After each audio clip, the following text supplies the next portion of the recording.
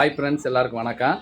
இன்றைக்கி என்ன கண்டென்ட் பேச போகிறோம் அப்படின்னு பார்த்தீங்கன்னா, சினிமா சம்மந்தமான ஒரு கண்டென்ட்டு. அதாவது ஒரு இயக்குனர், இளம் இயக்குனராக முதல் படத்திலே வந்து மிகப்பெரிய ஒரு வெற்றியை தேடி தந்த ஒரு இயக்குனர். அவர் அடுத்து 2வது ஒரு படம் பண்ணுறாரு. 2வது படத்துலேயும் பார்த்தீங்கன்னா, ஓரளவு மக்கள் மத்தியில் ரீச் ஆகக்கூடிய ஒரு அற்புதமான கண்டென்ட் கொண்ட ஒரு திரைப்படத்தை கொடுக்குறாரு. அடுத்து அவருக்கு தேடி வருது, ஒரு படத்தில் கதாநாயகனாக நடிக்கணும் அப்படின்ட்டு ஒரு வாய்ப்பு தேடி வருது. அதையும் சரியாக பயன்படுத்திக்கிட்டு அந்த படத்தில் அற்புதமாக தன்னுடைய நடிப்பை பயன்படுத்தி தமிழ் ரசிகர்களிடையே யதார்த்தமான நடிப்பை கொடுத்து மிரட்டி விடுறாரு.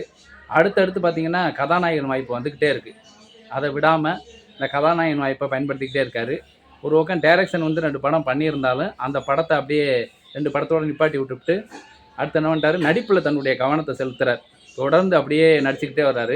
வருஷம் என்பது அப்படியே வெற்றி மேலே வெற்றியாக குதிச்சுக்கிட்டே வரும்போது இடையில வந்து சில படங்கள் ஓடலை அவருக்கு. அந்த படம் வந்து ஓடலை. ஆனால் அவர் என்ன பண்ணிட்டாரு, படம் ஓடலைனாலும் பரவாயில்ல, நம்ம தோல்வியை ஒத்துக்கும் அப்படின்னு சொல்லிட்டு என்னுடைய படங்கள் ஓடலை அப்படிங்கிறத ஒத்துக்கிட்டு அடுத்தடுத்து படங்கள் வெற்றியடைய என்னெல்லாம் பண்ணலாம் வைக்கலாம் அப்படின்ட்டு அடுத்தடுத்து நல்ல கதைகளை தேர்ந்தெடுத்து நடிக்கிறாரு. அப்படி நடிக்கும்போது இளம் இயக்குனர்களுக்கு நிறையா வாய்ப்பை கொடுத்து சின்ன பட்ஜெட்லேயே படம் பண்ணுறாரு. பெரிய பெரிய பட்ஜெட் இல்லாமல் தன்னுடைய சம்பளத்தையும் கூட குறைச்சிக்கிட்டு இளம் இயக்குனர்களுக்கு வாய்ப்பை கொடுத்து இப்போ பார்த்திங்கன்னா தொடர்ந்து ஒரு 5 படங்கள் வந்து மிகப்பெரிய ஒரு வெற்றியை கொடுத்துச்சு அவருக்கு. இப்போ ரீசெண்டாக வந்த டூரிஸ்ட் ஃபேமிலி படம் கூட உலகமெங்கும் நல்ல ஒரு வெற்றியை தேடி தந்த ஒரு அற்புதமான படம். மக்கள் வந்து விமர்சன ரீதியாகவும் வசூல் ரீதியாகவும் மக்கள் மத்தியில் மிகப்பெரிய ஒரு தாக்கத்தை ஏற்படுத்திய ஒரு அற்புதமான படமாக இருக்குது. அவர் யாரும் கிடையாது, நடிகர் இயக்குனர் சசிகுமார் அவர்கள் நடித்த அந்த படம் எல்லோரும் கண்டிப்பாக பார்த்துருப்பீங்க. அவர் இப்போ ஒரு 2 நாளைக்கு முன்னாடி பார்த்த ஒரு வீடியோவில் அதாவது ஒரு ப்ரெஸ் மீட்டில் சொல்லியிருக்காரு.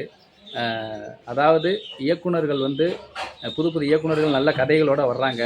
ஆனால் நடிகர்கள் வந்து ஒரு படம் ஹிட் ஆனோடனே 20 கோடி 30 கோடின்னு சம்பளம் கேட்கவும் நல்ல கதைகள் வந்து மக்கள் மத்தியில் வந்து திரைப்படம் ஆகாமலே அப்படியே மங்கி போயிடுது.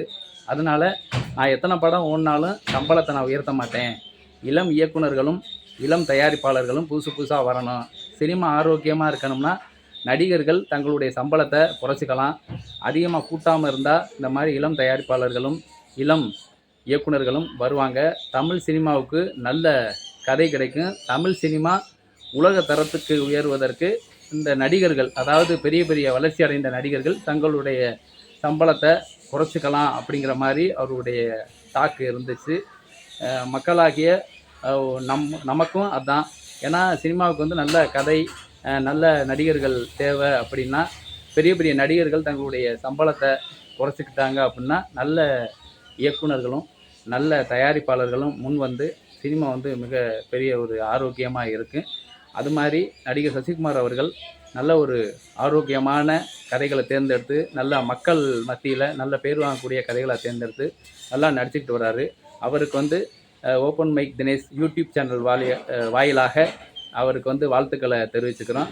மக்கள் மத்தியில் நல்ல நடிகராகவும் இன்றைக்கி உயர்வு பெற்றாலும் ஆனால் அந்த தலக்கணம் இல்லாமல் என்ன பண்ணுறாரு, நான் சம்பளத்தை வந்து கூட்டலாம் மாட்டேன், நீங்கள் தைரியமாக எனக்கு வந்து கதை சொல்ல வரலாம் அப்படின்னு இளம் இயக்குனர்களையும் இளம் தயாரிப்பாளர்களையும் அவர் வந்து ஊக்கப்படுத்துகிறாரு. அந்த மாதிரி மற்ற நடிகர்களும் அடுத்தடுத்து நல்ல கதைகளோடு வரக்கூடிய இயக்குனர்களையும் தயாரிப்பாளர்களையும் ஊக்குவிக்கிற விதமாக சம்பளத்தை குறைச்சி நல்ல சினிமாக்களை கொடுக்கணும்.